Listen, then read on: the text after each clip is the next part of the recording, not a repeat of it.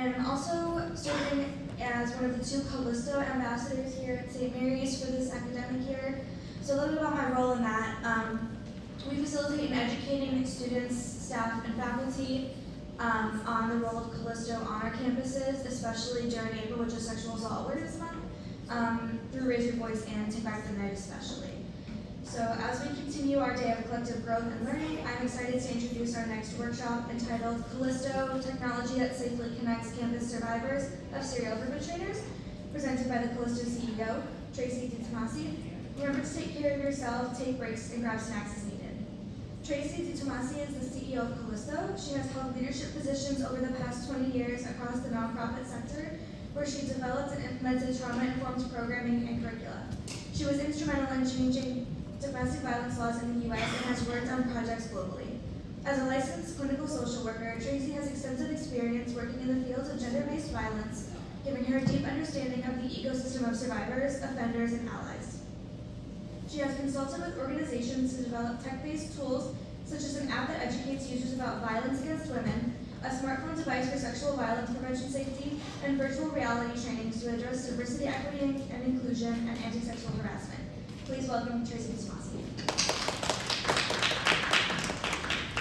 Thank you, everyone. I have been struggling without a voice for the last week, so I'm hoping it's going to hold out as much as possible. But I will be probably taking breaks for some water and tea.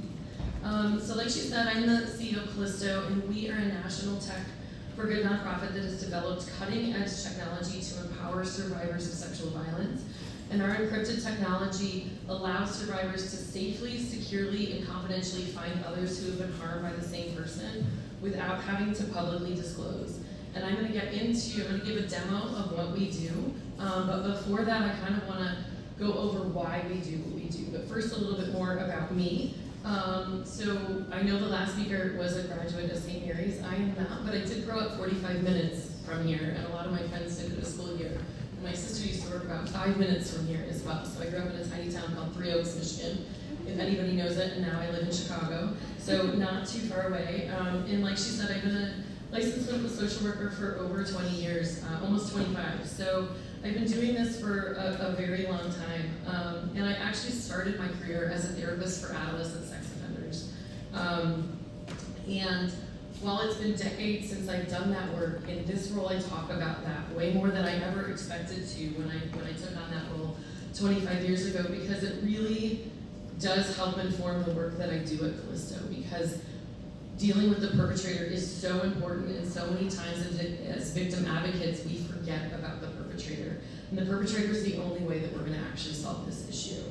And so 3 years ago, I started as the CEO of Callisto because I believe in this technology so much. Out of all the years I've done this work, the stats haven't changed much. And I really think that if we get Callisto off the ground and really running as good as it can be, we are going to see some significant changes in those numbers. So I know there's not a lot of you here. It seemed like everybody left, but I'm glad that those of you are still here. But I'm just kind of curious to know a little bit about who you are. So how many of you are victim advocates? A couple. How many are law enforcement? Nobody? Any attorneys or judges? What am I missing? Title IX? Most people Title IX. What am I missing? There's a lot of people here that same therapists. Okay. Anybody else that I missed then? Violence prevention worker. Violence prevention worker? Okay. Anybody not in this work that's just interested in learning? Faculty. Faculty. Okay, great. And how many people have heard of Callisto? Great, yay. St. Mary's is actually one of our favorite campuses, so we're really happy about that. Excuse me. So I want to start with the issue of college sexual assault, and I'm sure a lot of you in this room know this, especially if you were here for the Hunting Ground documentary that was played here just a couple hours ago. But 2,468,700, that's the number of students sexually assaulted every year on college campuses in the US. This does not include professors, admin, or other staff. And this is roughly the population of Chicago. So that is really massive. I'm sure some of you know these statistics of 1 in 4 female students, 1 in 5 transgender and non-conforming students, and 1 in 15 male students will experience sexual assault every year. A young woman is 3 times more likely to experience sexual assault on college campus than she is at any other time in her life. And a young man is more likely to be sexually assaulted while in college than he is to be falsely accused. Yet so often we focus on false accusations of men when we really need to focus on their victimization instead. So for people of color, LGBTQ folks, and people with disabilities, they are impacted at even greater rates. And so when we say sexual assault is pervasive, these numbers really speak for themselves. And so when you hear a number like 2.5 million and you see these statistics, addressing a problem like sexual assault can seem really overwhelming, and it really seems insurmountable, but it's not. And that's because these numbers aren't the problem. We, again, frame this as a problem, but it's not the problem. It's actually a symptom of the problem. And the problem is perpetrators, and more specifically, repeat offenders. So let's talk about the impact of these repeat perpetrators. 90% of sexual assaults on college campuses are committed by repeat perpetrators. And they, on average, offend 6 times while in college alone. And when I worked with adolescent sex offenders, I was working with mainly 15 to 22-year-olds, and all of them had at least 6 victims by then. So if perpetrators are held accountable after the second assault versus going through all 6, we would reduce sexual assault on college campuses by 59%. And this is why we need to talk about the perpetrators. Our focus needs to be on getting them never to offend or to stop offending once they've done so. And I want to be clear, we don't want a perpetrator to offend once. We don't want a perpetrator to offend twice before getting caught. But we know that that is the reality right now. And it is also not the responsibility of the survivor to protect others from being harmed. Even though sometimes they feel like it, it is not their responsibility to report, to protect others, even though sometimes they might do that. But we know that this is a way to make an impact right now with the culture that we are in today. And in all honesty, I hope that in 5 years, 10 years, Callisto doesn't need to exist. But right now, this is a solution to the current state of where we're at. And this is the best way to address the issue right now.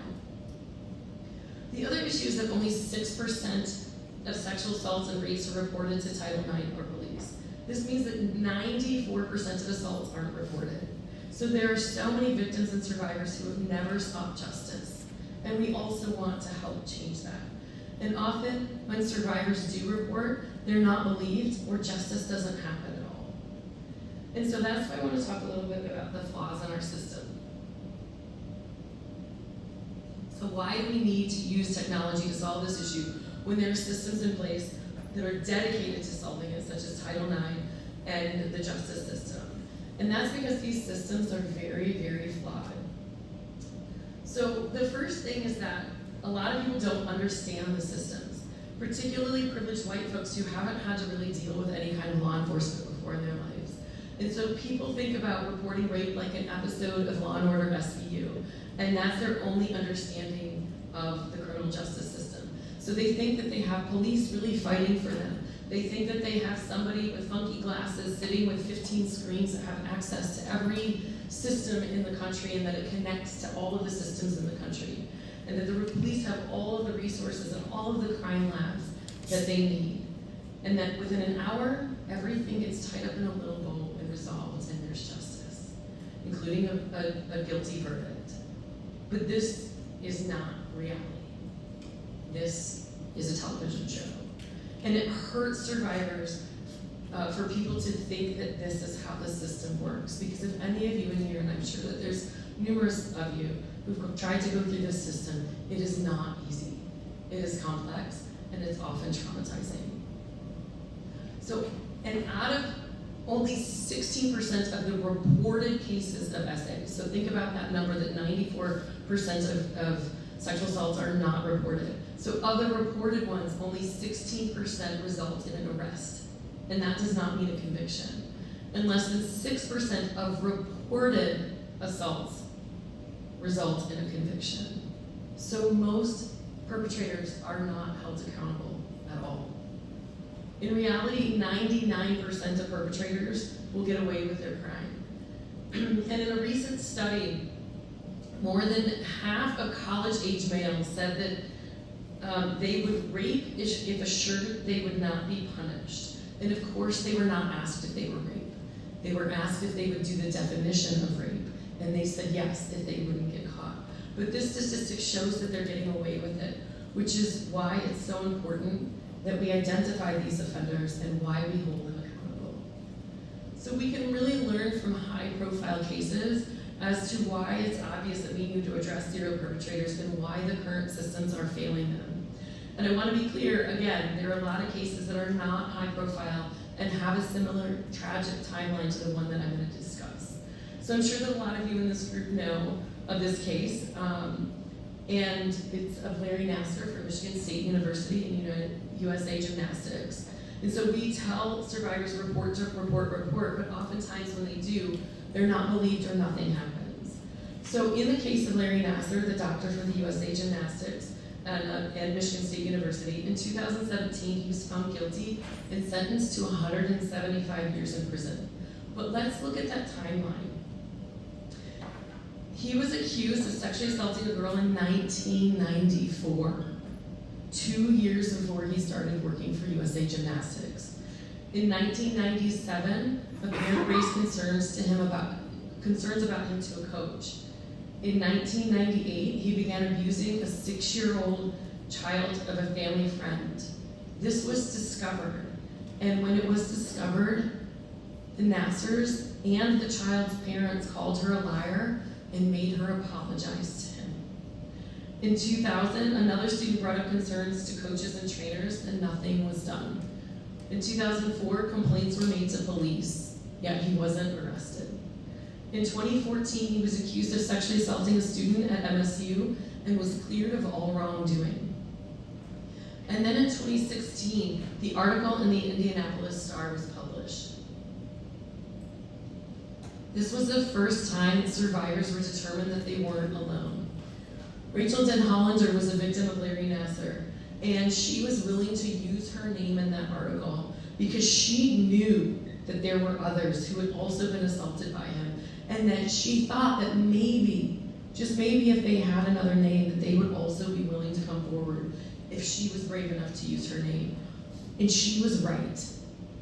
And if you haven't read her memoir, I highly recommend that you do. But it is estimated that Larry Nassar abused over 100 women and girls.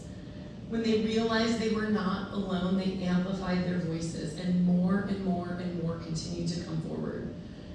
So many have talked about how healing it was to find other survivors. Yet the systems in place didn't allow that to happen, even when it was reported multiple times to the same systems.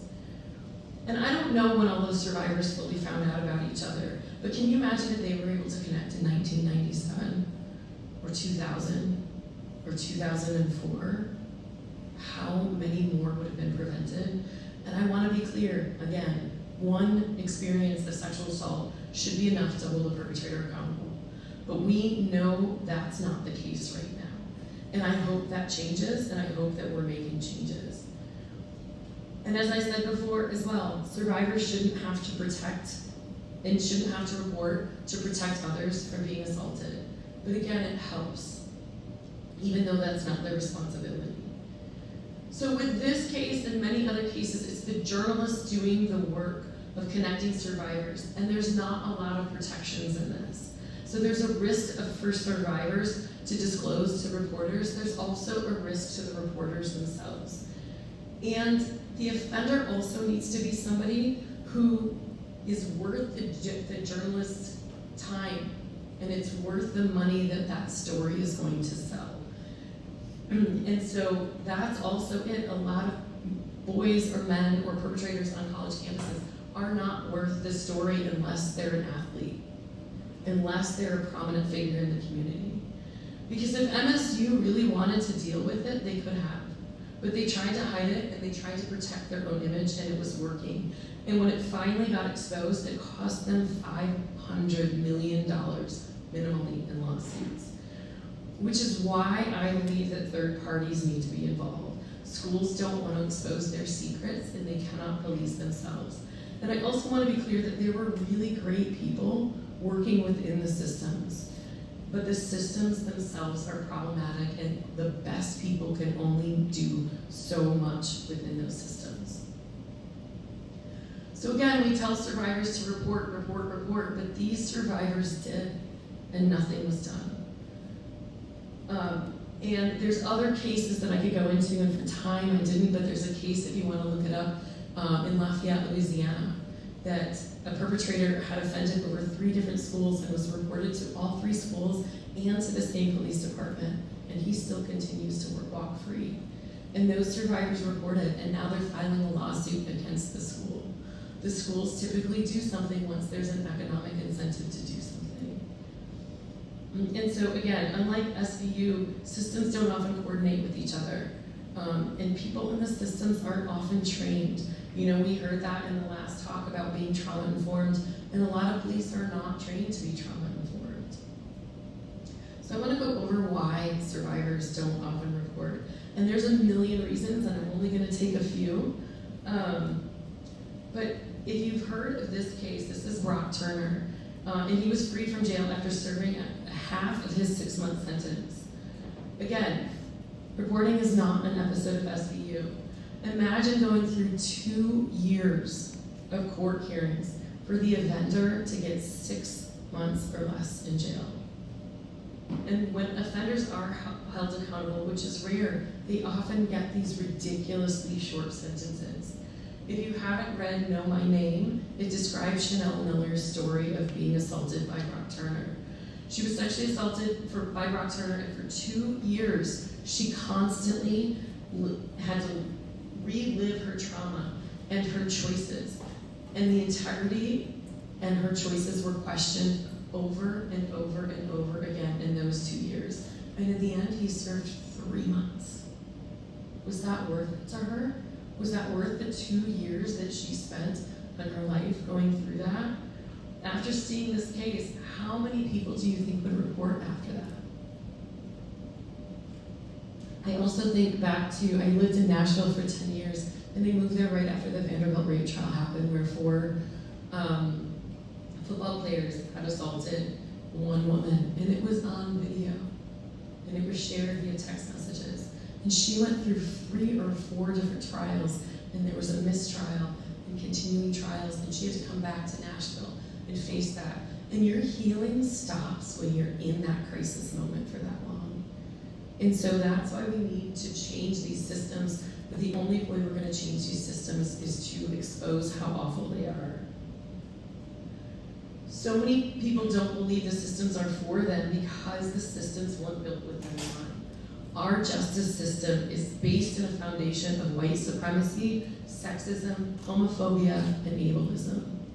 And while, again, there are good people in the systems themselves, I won't even say that they're broken because they are working exactly how that they were meant to work.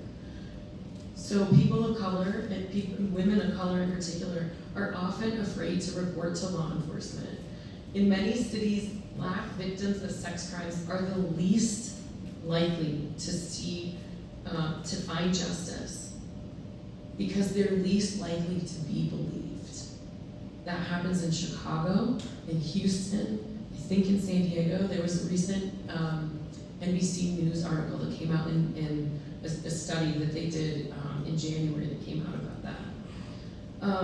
And sexual misconduct claims accounted for the second highest categories of complaints against law enforcement officers after use of excessive force. And we're seeing more and more videos in the last 5 to 10 years about the excessive force of police officers, and think about where sexual misconduct is the second one.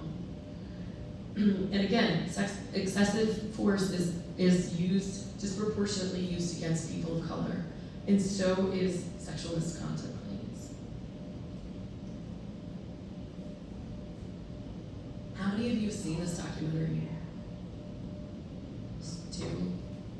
do you think about it? Oh, it terrified me. Mm-hmm.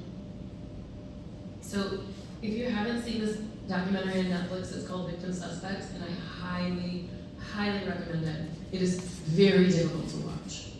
Very difficult to watch, but very, very necessary. In this documentary, victims went and reported, and by the time they were done reporting, they were arrested for false accusations. Before they even took the time, the police officers even took the time to investigate their case thoroughly. And when this documentary went through and looked at the cases, they recognized all of the missteps that the police have. And law enforcement and campus safety are not always trained well. There are many good people who are trained well and understand, and they're still fighting against systems. And so when they're not trained well and they don't understand trauma and they don't understand how victims present and how they might laugh and how they might cry and how they might not show any emotion, they think that they're lying when oftentimes they're not. Or when they can't remember in a chronological factor, they can also think that they're lying when they're not, because trauma impacts memory and impacts recall of memory. During this process, survivors are often asked questions and are often made to feel responsible for the assault. Even questions that are necessary for investigation can feel like an attack on survivors. And although many police officers are not trauma informed and they end up blaming the victims, they still think, what was she wearing? A boy can't get assaulted. They're just wrong. They were drinking too much, whatever the case may be. I recently met with a survivor who had video evidence of her perpetrator drugging her at a bar. A forensic exam was done, and it was a horrendous assault. They searched the perpetrator's house and found numerous trophies at his house of numerous survivors. And the DA refused to prosecute because they didn't think they could get enough jurors to believe her, because it was the second time she had met this man. So a lot of times people tell survivors, press charges. Survivors cannot press charges. The DAs have to be the one to press charges, even if the survivor reports. So again, the systems are very flawed, and this is why so many survivors don't report. And the final thing I want to talk about why survivors don't report is the definition of sexual assault. The definition of sexual assault criminally varies from state to state. So what is true in Indiana is not true in Illinois, is not true in Michigan, which we're like, what, half hour away from all those different states, and those laws changed. And so the other thing is that many survivors don't understand that they've been sexually assaulted, particularly on college campuses, if drinking has occurred, or even if it hasn't. Because maybe they wanted to make out with somebody, but they didn't want to have sex. And maybe they were pressured to have sex. Or maybe they got really drunk and didn't intend to have sex, but the person took advantage of them.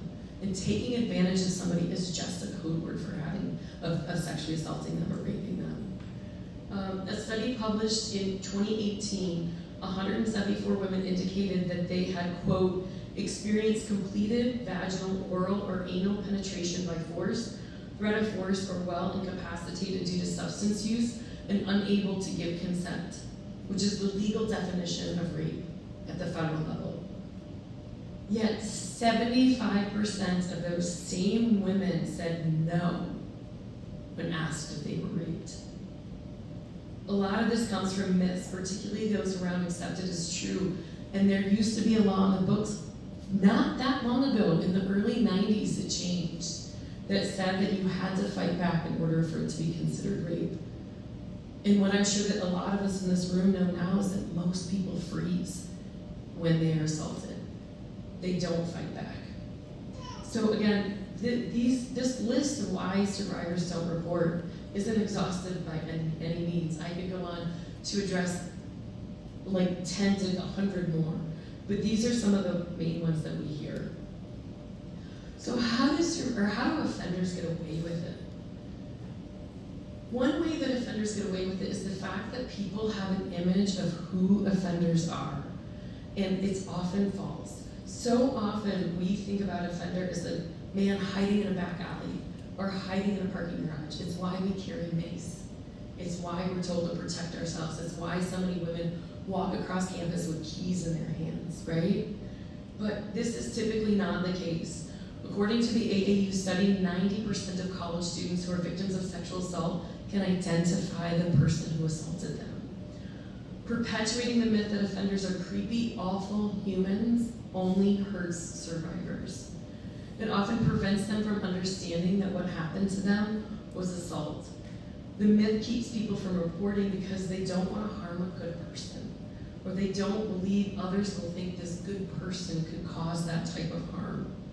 It also makes a lot of survivors not realize that they were sexually assaulted.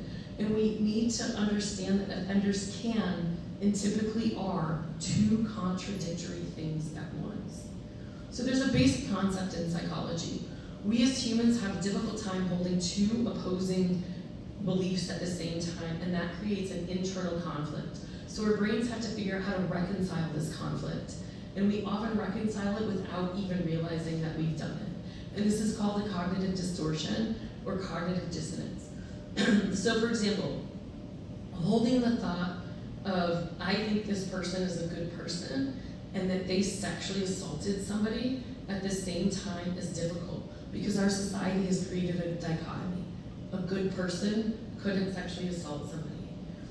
But being a good person, so I want to show a little bit, and I use this image a little bit about how that this is possible. So if you imagine on the left is the good guy side of the cliff, and on the right is the bad guy side of the cliff. So let's say you know a guy, and maybe he's your good friend, or maybe he's your brother, or maybe he's an athlete or an actor that you admire. Maybe he's a member of your church or your synagogue, but you don't know him well, whatever the case may be. What are some things you might think about this guy? That he's charming, that he's trustworthy, that he's a great athlete, that he's funny, that he's a good student. Now imagine that same guy was accused of sexual assault. Sexually assaulting somebody who's on this other side of the cliff. And so he doesn't fit.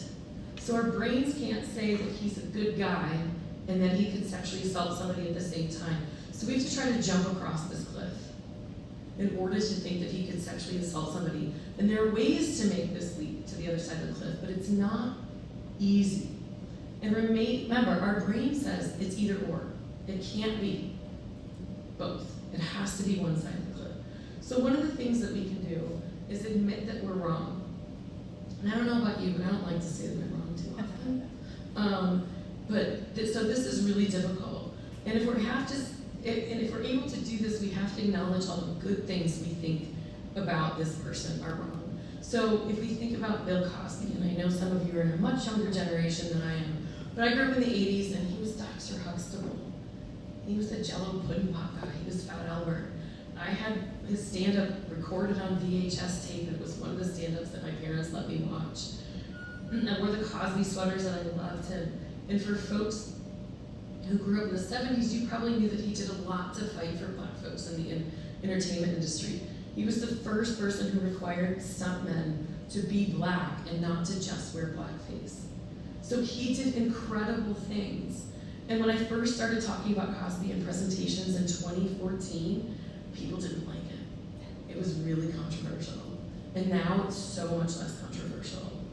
And so we're supposed to admit that we're wrong about all these amazing things that Bill Cosby did. And that we're just supposed to say he's an awful human. And so all of this helps protect the perpetrator, and it keeps them on the good guy side of the cliff because we want to hold on to that because all those things are true. It's what kept Bill Cosby on the good guy side of the cliff so often. So option one is to admit that we're wrong, which is not what we'll likely do automatically. We might get there if we collected more evidence, but in that moment when a survivor tells you their story for the first time, and you know the perpetrator, this isn't typically what you're going to do. So the other thing we can do is ease the tension. And so this is where we do some kind of mental gymnastics to try to ease the tension and to hold two conflicting things at once. So that mental gymnastic will help us create a bridge over those two cliffs. And so if we have a solid belief that the offender is a good guy, it's difficult to make that jump from one side of the cliff to the other. And so the way that we ease the tension the most is by blaming the victim even if we don't mean to. Because now we have to find evidence to the contrary. Our brain looks to jump to that other side of the cliff and is like, no, I'm good. I'm gonna stay right here. Because that other side of the cliff is just so far away. And so, as an example, Harvey Weinstein, he was an open secret in Hollywood for many years. And rather than crossing him and holding him accountable, many people eased attention by victim blaming. They accused women of sleeping their way to the top, rather than saying that he was gatekeeping roles unless women would have sex with him. They said women knew that he was like, so it was a consequence that they should have expected. Why did you go into his hotel room? Why would you do that? You knew the rumors about Harvey Weinstein. Why would you do that? In more common examples, it could be saying things about a friend like, it was just a drunken night of sex. She made out with him, so it couldn't have been rape. She was the one that got too drunk. He was the one that put himself in that situation, or men can't be raped. Another way to ease attention is that we as humans believe that we are a good judge of character, and that we believe that that's for self-protection. And so that can be really risky, so that when we think we're with somebody that we know and we trust and we love, a friend, a roommate, a significant other, we might do more risky behaviors because we think we're in the presence of somebody that's not going to harm us, which happens so often on college campuses. So we might drink too much. We might go home with somebody. We might do all of these things because we think that we're in safe behaviors. But really, we can't predict who's going to hurt us, which is really, really scary. So for sake of time, I'm going to move on just a little bit quicker than I could. So the third option that we can do is that we don't look to the other side of the cliff that the offender's on. We start with the side of the cliff that the survivor is on, and we believe survivors, and we don't focus on the offender. So we talk to the survivor, and we believe them, and we empathize with them. This is why the campaign, the Ending Violence Against Women International campaign, with Start by Believing is so powerful. Because if you start by believing survivors, you don't have to worry about crossing that bridge from one side of that cliff or not. You can reconcile the issue that you have with your friend that's the offender at another time. But it's important to really start with that survivor right now. And there's one other way that we can do this, and we can build the bridge, and that's take a page from improv. And that trick is yes and. This builds the bridge and doesn't hurt survivors and allows us to get rid of that dichotomy that makes you have to choose. If in reality there are two sides of the cliff, it's one human being and one perpetrator that is both a good person and has done good things and is also a bad person and has done horrific things.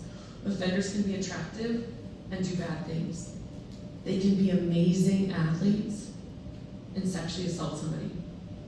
They can do amazing things through their community and commit rape. And so the important part of this visualization is to understand that the two sides of the cliff don't exist, and yet they do so much internally for all of us, because it is a natural human response to do that. But we need to really make sure that we are tearing down those two cliffs and understanding that perpetrators are one person. And so this might seem a little disconnected to what Callisto does, but we are fighting against these norms by connecting survivors when they're not believed. And remember, 94% of survivors don't report, which is a huge statistic. And they don't report because they don't think that they'll be believed, that the successful athlete or the prominent professor could do something like this. And you see this in the headlines often, which is why we need other solutions, because offenders aren't held accountable because of these cognitive distortions, and survivors are often harmed by them. So I want to talk very briefly about the impact of survivors. So how many of you saw the bear versus man on TikTok? Only a couple of you? All right, so bear versus man, there was a viral question on TikTok that went viral about, 6 months to a year ago. And it said, would you rather be in the woods with a bear or with a man? And so many women chose the bear. I know I would have chosen the bear. And reason that I bring this up is because the actual sexual assault is really traumatic. But what so many people don't realize is how other things are traumatic as well. Going through the criminal justice process, the process of a rape kit, going to court for 2 years, of sitting with all of that, of having to see your perpetrator in your class, having to see your perpetrator get awards to walk down the aisle of graduation. But when people talked about why they chose the bear, they said people would believe the bear, would believe that you got attacked by a bear. The bear wouldn't say that I wanted to be attacked. The bear would be held accountable and euthanized. A woman wouldn't go to jail for self-defense if she killed the bear. The bear won't tell you to act like you like it. The bear's friends won't lie or vouch for him to survive and tell somebody what he did to you. You wouldn't have to listen to a news story after your attack about how decent the bear really is and how it was such a bright and promising future ahead. People might actually have sympathy for you. So there's so many things about sexual assault that go beyond the actual rape or assault itself. And there are so many things that are really traumatizing that we need to take into consideration, which Callisto takes into consideration all of these. So now I want to talk about the solution. And we know that Title IX and the police can be a solution to help some survivors. It is not an option for every survivor. And every survivor won't choose to take it or even consider it. And so sometimes survivors believe that these are their only options, to report or not to report, but they have other options at their disposal. One solution that survivors have done for decades, or more likely centuries, is to create whisper networks. These are informal ways to warn each other about men who are potentially harmful. And in the past, we wrote names of men, problematic men, on the back of bathroom stalls. And today, survivors turn to social media or lists that identify problematic people, which are typically men. However, these whisper networks and lists are not always safe. An example of this is from October of 2017 at the height of the Me Too movement. There was a list created in a Google Doc called Shitty Media Men. It was not meant to hold men accountable.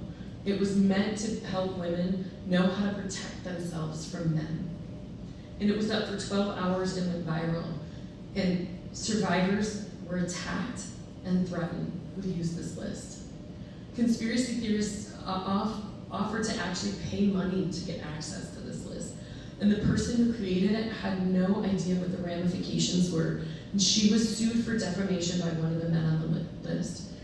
It was in the courts until March of 2023, and the case was settled for a 6-figure settlement. And the woman who created the list had to pay one of the men named on the list for defamation. So college students often use social media or anonymously name offenders on Facebook groups like Are We Dating the Same Guy?, which can act as a warning system, but they've been shut down, and also a lot of these lists are not only focused on SA and DV. And sometimes these lists on Facebook are just about communication preferences, so they get really muddled. And they can also lead to defamation, and they're often screenshotted and shared, so they're not safe, which is why we created our solution. So our goal is to help do something similar to these and other whisper networks, but in a way that's safe for everyone involved: the survivor, the named perpetrator, and our organization. And because we know that we have some people with a lot of clout and a lot of money that control these systems, like Harvey Weinstein and Jeffrey Epstein, along with many others who paid people off, perpetrators who paid people off, the DA's office, the police, and journalists, to make sure that these stories didn't come to light. We've made our system really, really secure. So we believe that our system can help survivors towards healing and justice. As we've seen today, when survivors are connected, they have a better case of justice. And we shouldn't have to wait for dozens or hundreds of survivors to be victimized before justice occurs. But we also know that not all violations meet criminal or civil definitions. And knowing that the perpetrator did this to somebody else can be really, really helpful in a survivor's healing journey. And we also know that survivors don't trust the system. So I'm going to walk through a little bit how Callisto Vault, our platform, works. I also want to note that unlike the lists that I was just talking about, we are not a warning system or a public database that people can search through. Our system is end-to-end encrypted, which means that all of the information is encrypted before it hits our servers. So unless there's a match, we do not have any way to access any of the information stored in our platform. So the first thing that people do, let me make sure I have enough time. I'm gonna go through this part really quickly. It's about setting up an account. And so anybody in the US and its territories with a .edu email address has free access to our system. So if you have .edu, you can create an account. We only ask you for the .edu to verify that you have an account. You'll get an email sent to your school account to verify that you have. You click on this, and that's the only time that you need to use your .edu account. Then you'll go back to a screen and you'll put in a recovery account, which we encourage you to use a Gmail or an Outlook or something that's private, not a work email or .edu, because those are not confidential emails. And if you lose access to your .edu, you won't be able to reset your password. So then you'll create an account. It's a little bit clunky, and that's because of our encryption level. So it takes a little bit to create an account. And then when you create an account, you'll fill out a bunch of demographics. You can choose not to answer any of them, but we do ask you for all of them.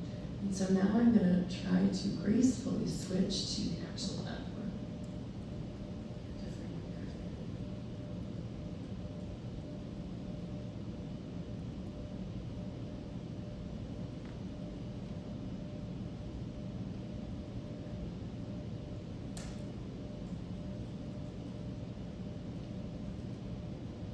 So this is, oh no.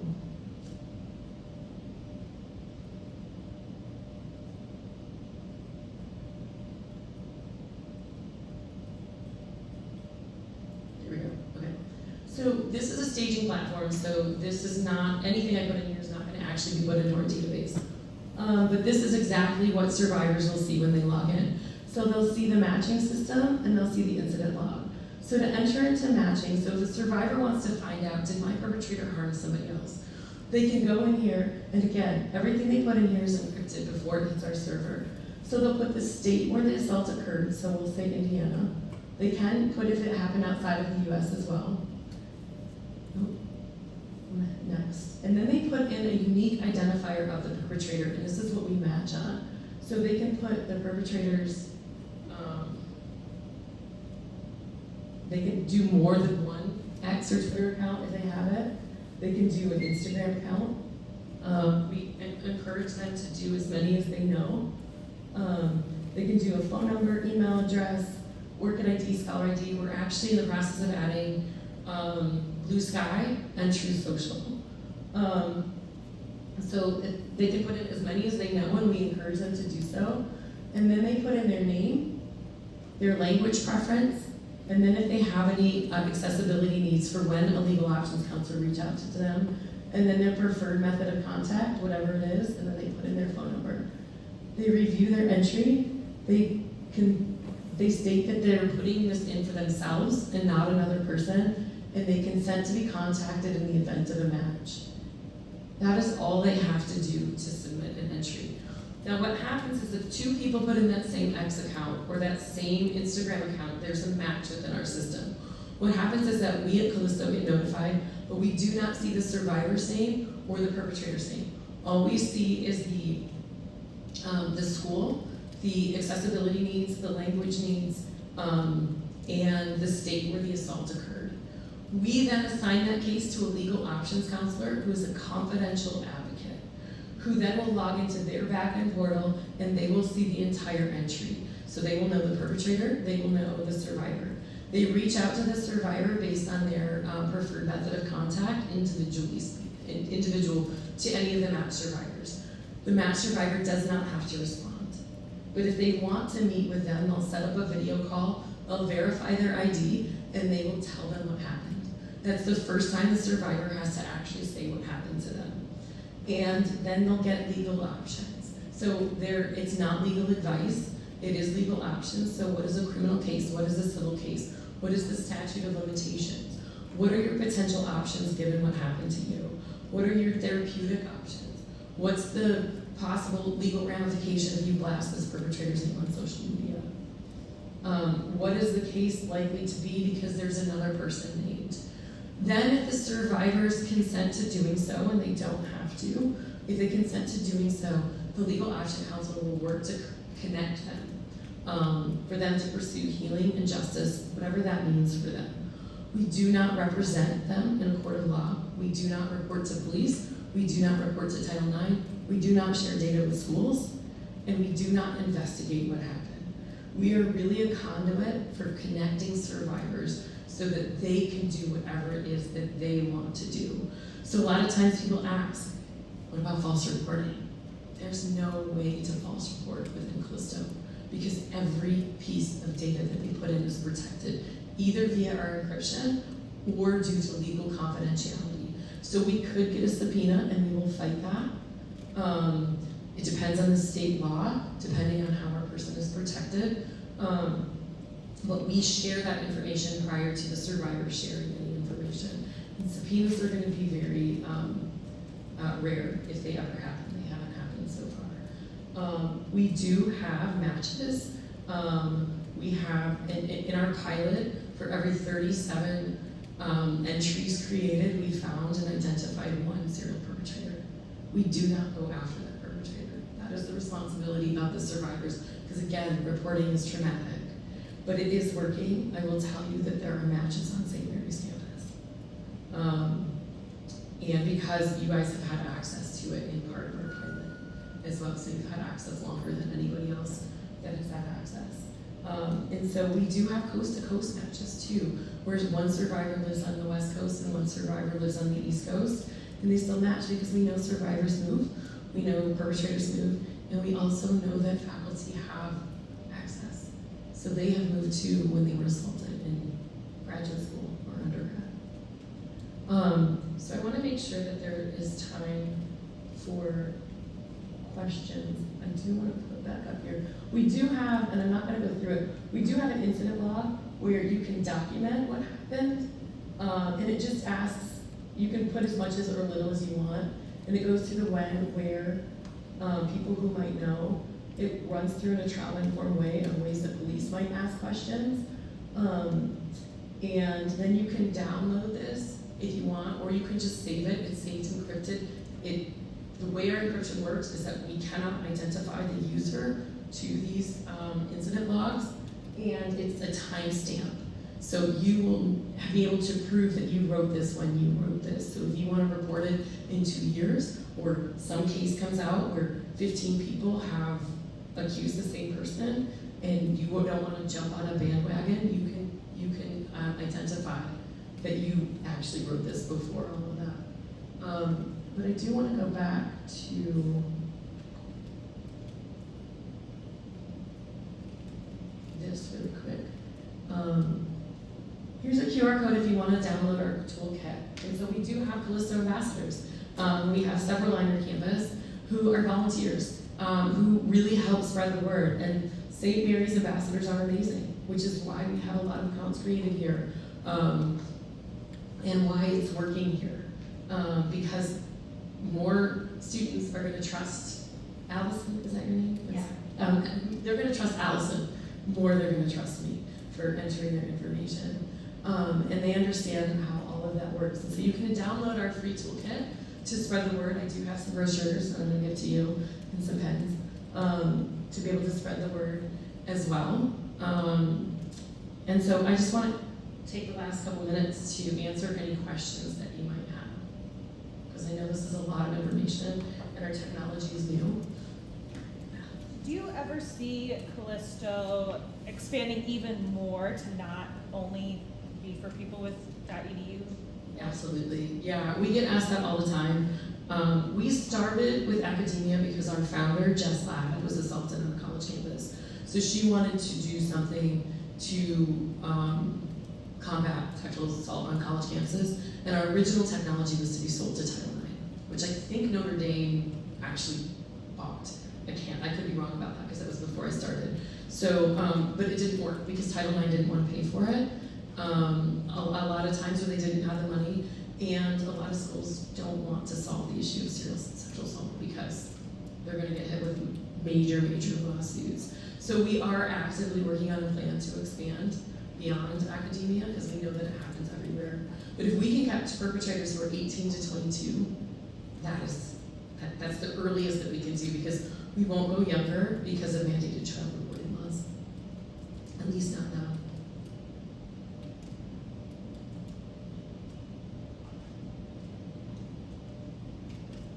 What other questions? So does the university or college buy a subscription to this? It is free. It's free. Yeah, so we work with different universities in different ways. So we really start by working with students because we think that they're the most powerful people on campus. And most administrations won't approve our technology or won't approve. And approving it really just means that we can spread the word on campuses. Because students and faculty have access regardless of if the campus approves it. So that everybody with a .edu has free access regardless of if the school wants them to or not. And so there used to be a cost to schools, and that was a barrier, and so we don't want to make schools pay for it. We don't want to make survivors pay for it. So we are philanthropically funded.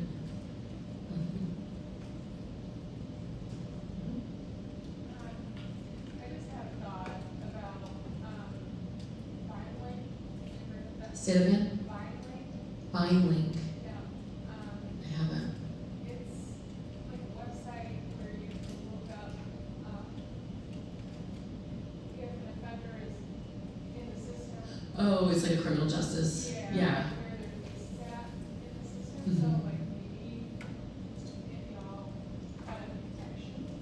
Yeah. That'd be really cool. We've talked about exploring that, and we might in the future. We just haven't yet because we don't. It takes more to develop how we can get access to their system when they don't necessarily have the matching that we do, because we don't use names. I've got a cousin named John David Smith. It's not, but most people aren't going to know their social security number, that the police might have different things. So we have talked about that, and that might be something in the next 5 years that we do. Mm-hmm. What other questions?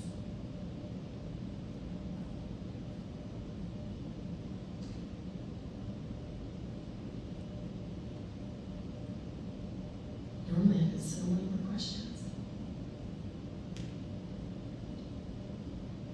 All right.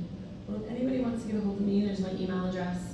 This is a QR code to our website, projectcallisto.org.